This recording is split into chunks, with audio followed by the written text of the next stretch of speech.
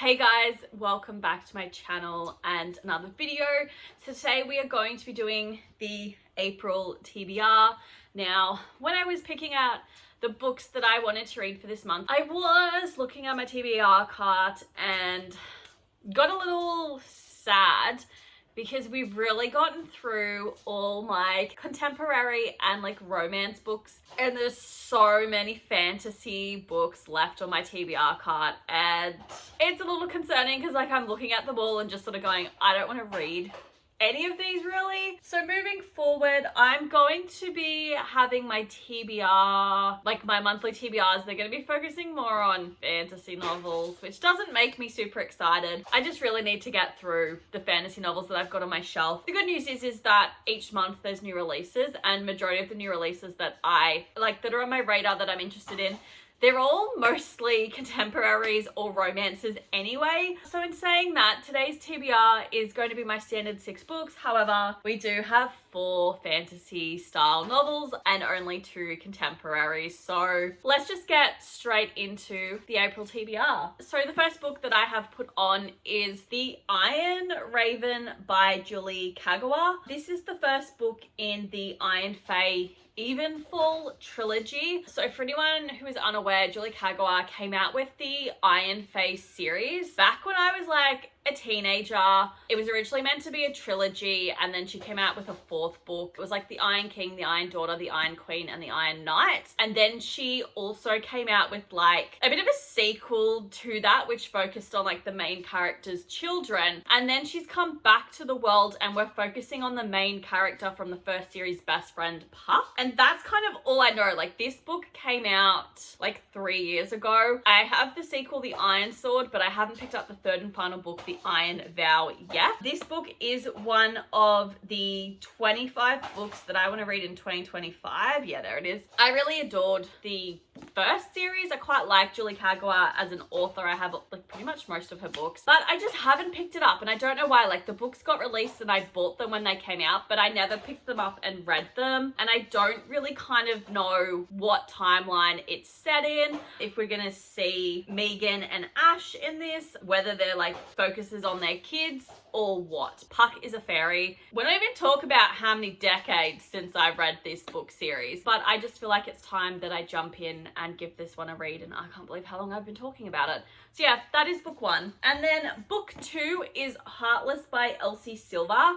Now in February, I read Flawless by Elsie Silver, which was the first book in the Chestnut Spring series, and this is the sequel in that same series. We focus on Cade Eaton, who is the, I believe, older brother of Rhett, who is the main character in Flawless. That's right, Cade is a single dad, so I'm kind of interested in this trope, and I have a funny feeling that when Lost and Lassoed got released, a lot of people read that and felt like it was very similar to Heartless because it was a single dad trope, nanny comes in, falls in love kind of thing.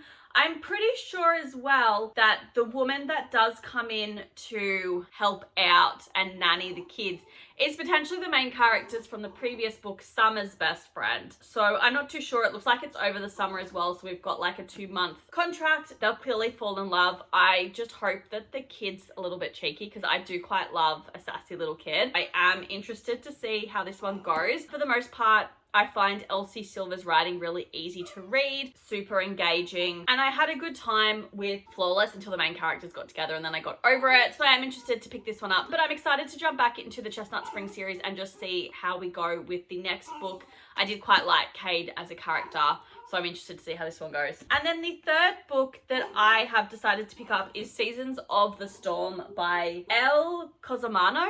I'm gonna be honest, I don't remember a single thing about this book. I just saw it on my shelf and went, this is a standalone fantasy novel, I'm gonna pick it up. And the reason for that is that I have a lot of fantasy novels on my shelves which are series, and I don't want to have too many fantasy series going on at the one time. So I'm just trying to like not start too many new series when I already have some series going on. I'm gonna be honest, I don't know a single thing about what happens in this book. I also have a funny feeling it may not be a standalone. There's potentially a sequel, but your gal's not gonna pick it up. So we have our main character, Jack. So it looks like one night Jack was faced with the choice: live forever according to the ancient magical rules of, it's this freaking name again, Gaia, or die. Jack understandably chooses to live. I'm not judging him for that. And in exchange, he became a winter. Ooh, like the other seasons, each year, Jack must hunt and kill the one before him. Winter kills autumn, autumn kills summer, summer kills spring, and spring kills winter. They die, they train, they hunt. So does that mean like, as in like the seasons that we experience? So when, you know, it switches from one season to another, it's because they've killed the previous season and then it's just this ongoing cycle? Like, are they reincarnated? And this is something they have to do? I'm intrigued. But when Jack and Fleur, so that's winter and spring, fall for each other against all odds, they know they must come up with a plan to stop the cycle. Risking their immortality for a chance at love and to reclaim their free will, they team up with 2 other seasons for a cross-country escape that brings them to a place where they must defend each other against a creator who seeks to destroy them all. Oh my gosh, so were they all given the option, like, to have immortality or to die, and they chose immortality and instead became the 4 seasons that we know, and they're stuck in this brutal cycle of just murdering one another, and they all have enough, and now they're going to team up with each other and try to kill their creator. I'm intrigued, to say the least. Oh bugger, I've just seen that there's a sequel called Seasons of Chaos. If I'm lucky, maybe it's just a duology, but at this stage, if I don't enjoy this one, I won't be purchasing or reading the sequel. So there's that. And then book 4 is Dating Dr. Dill by Nisha Sharma. Now this book is also one of the 25 books that I'm going to read in 2025, like every single book that is on this challenge. I've had it on my TBR cart for way too long. This is also the second romance slash contemporary novel that I have put on my TBR for this month, and I'm going to be honest, I don't remember what this book's about, except there's clearly a doctor romance going on and it's the male. So we focus on our main character, Karina. She focuses on having a love story like her parents. That's cute. But she prefers restoring her classic card swiping right on dating apps. Fair enough, go you girl. Her father announces that he's gonna sell his late mother's home, and Karina ends up making a deal with him. He'll gift her the house if she can get engaged in 4 months. Wow, okay. But her search for a soulmate becomes impossible when her argument with a Dr. Prem Verma, host of the Dr. Dill show, goes viral. The only man in her life is the one that she doesn't want, which is him. So then our male main character, Dr. Prem Verma, is dedicated to building a local community health center, but he needs to get donors with deep pockets. The Dr. Dill show was doing just that until his argument with Karina went viral and he was left shortchanged. That's when Karina's meddling aunties present Prem with a solution. Convince Karina he's her soulmate and he'll regain funding for his clinic. Even though his views on love matches and arranged matches conflict with hers, Prem finds the more he's with Karina, the more he begins to believe she's the woman he wants to spend the rest of his life with. But for Prem and Karina to find their happily ever after, they must admit that hate has turned into fate. Looks like we got some enemies to lovers. I hope that they have good banter. I'm interested to see how it goes. I've heard mixed things about this one. I always thought this was a really thick book, but I've just looked at it. It's like 350 pages. So it could be worse. I'll just give it a go and see what I think. Just the purpose is to get it off the TBR. And then book 5 is A Curse of Salt by Sarah Street. I just picked this one up because it was given mermaid fantasy vibes. So we have a fantasy world where this kingdom has a fear of the sea. A lot of bodies end up washing ashore, and everyone basically knows that it's due to the legends of this heartless king. He's basically referred to as like a pirate, a monster, and a god. His mercenaries end up raiding our main character Ria's dad's merchant ship. As a result of this, her family's faced with a horrifying demand: their father's life spared in exchange for one of his daughters. So Ria is determined to save her sisters, so she decides to launch herself into the world of pirates.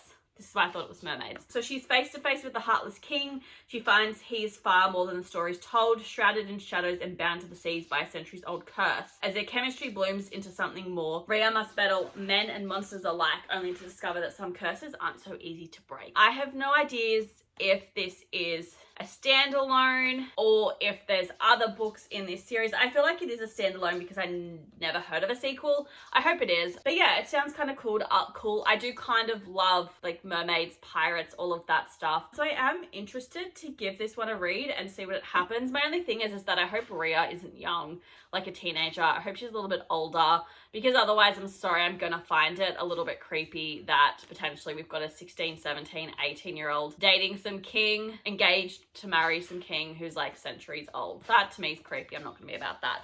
But interested to give it a read and see what I think. And then the sixth and final book is Beasts That Never Slumber by Aldara Thomas.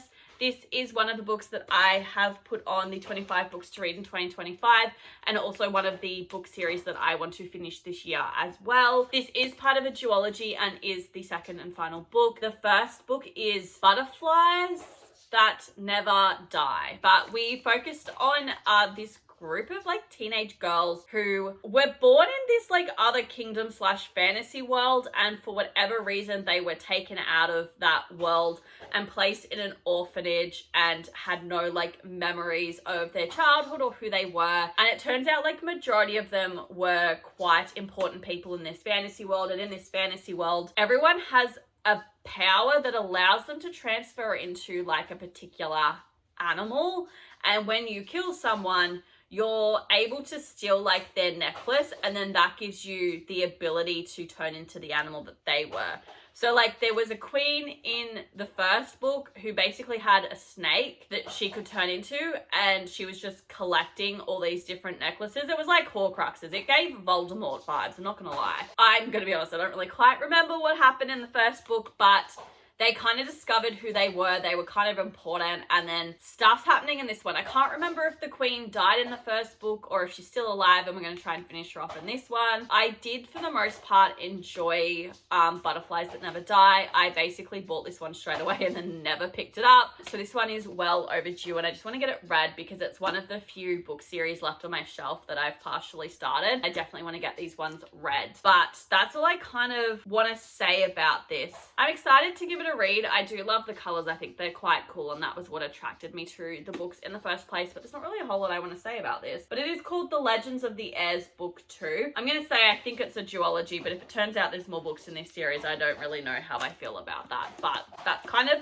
the sixth and final book that I've put on my TBR for this month. Real quickly, I just want to cover the new releases that I want to read. But first of all, I want to say I don't know what the hell happened in my March TBR. I think when I was setting up my reading journal, I had very incorrect dates for when books were going to be released, and I put on like a handful of books in my March TBR video that were not released in March and are actually coming out in April. So that's my bad. Apologies if I got anyone excited for any of these books and you had to wait a month. But just to quickly go back over those ones, Say You'll Remember Me by Abby Jimenez, and then Swept Away by Beth O'Leary is also coming out, I think, the same day. Start of April is going really, really well. And then there's another 3 books that I'm excited to pick up, which is A Great Big Beautiful Life by Emily Henry. She is one of my favorite authors. I have no idea what the book's about because I don't even read her blurbs. I just go into her books blind because I love them. And then I also want to read Wild and Wrangled by Lila Sage. This is the 4th and I believe final book in the Rebel Blue Ranch series, and we are focusing on, I cannot remember